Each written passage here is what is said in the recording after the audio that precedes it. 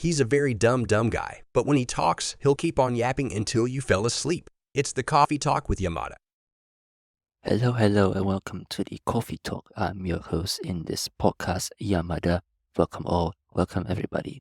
I'll be talking about mainly everything that's happening around this year so far from the world of anime, manga, light novels, and everything that I'll be spitting out until you, as what I would say, fell asleep. As you all may know or don't know, this is my first ever podcast that will run annually from now until the December of 31st, and after that, it'll be archived or simply to say shelved after that. So do listen it to your heart's content.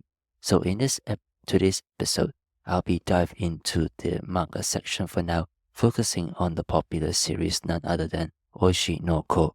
If some of you may not know, Oshi No Ko is a manga created by Aka Akasaka and Mango Yokoyari, blending elements of drama, mystery, and dark themes within the context of Japanese entertainment industry. The plot revolves around a doctor who is reincarnated as a child of an idol he admires along with his twin sister, who is one of his patients in the previous life.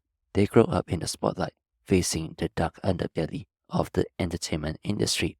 Now, if I were to put it harshly, it does kinda start out quite nice in the beginning, where they show you the cruel side of being an entertainment person, like how your mother, who was one of the entertainment person, was stabbed by a fan and you set out for revenge to find that person and end his life once and for all. Why? Well, from the most talked about series since 2020 has gone downhill. I mean, don't get me wrong though. I do love idol genre stories mainly, Ensemble Stars, Love Live Sunshine, 22/7, and many more.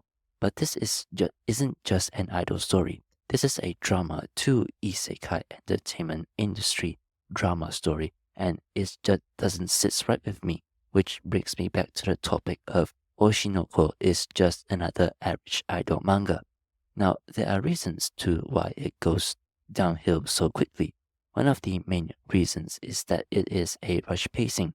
As the story progresses, the plot becomes convoluted with numerous subplots and character arcs vying for attention. This rapid progression often leads to underdeveloped characters and rushed resolutions, compromising the overall quality of the narrative. The other thing that contributes to it is the commercial pressure. The immense popularity of Oshi No Ko may have put pressure on the author to deliver content at a faster pace, leading to compromises in quality. Now, I know what you guys were saying or thinking. This manga is trash or ass. Hear me out. From here though, it wasn't trash, just somewhat felt a little off-putting. But what I will say of every idol story or drama genre in general, it was never meant to be a long, colorful romance stories. Sure, it was wholesome at first, but there were times when the wholesome feels just couldn't last long. Hence, to simply put, idol drama stories aren't has to have a happy ending. There were sometimes sad moments or sad endings to be prescribed though. And because of that ending, readers have been lately disappointed, and what's worse, one superfan decided to burn the manga volume by the fire. Like, I can't say much for the people who get overhyped until they do something so drastically crazy, but there's one thing that a little wrong about that person's actions though. If I were that guy though, I would have just donated that to someone else. Running something that you would have collected for years and months with money wasted is totally wrong. Like, if you don't like the ending, then stop there. Don't go be crazily stupid. And newsflash for all of you who has or hasn't heard yet, due to the bad ending, Aqua was then brushed off that record and went straight to make another new manga with Ajichika, the manga artist of Record of Ragnarok, as the artist at Weekly Young Jump. I guess if you're an Apex Legends gamer and suddenly lost some matches, then one might say it is a redemption arc time for Aka. So yeah, I wouldn't see Akasaka coming back from there for a foreseeable future unless this new manga can gain attraction.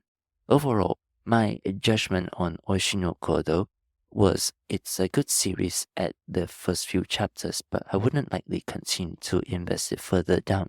If I were to recommend to a newer readers who never knew what is the entertainment industry, I think it's okay to with it. My score for this series, I give it a harsh 6.5 out of 10. So that's all for this episode for today. For today. Comment your thoughts below on what you think about this manga. And as always, I will see you in the next episode. Until then, goodbye.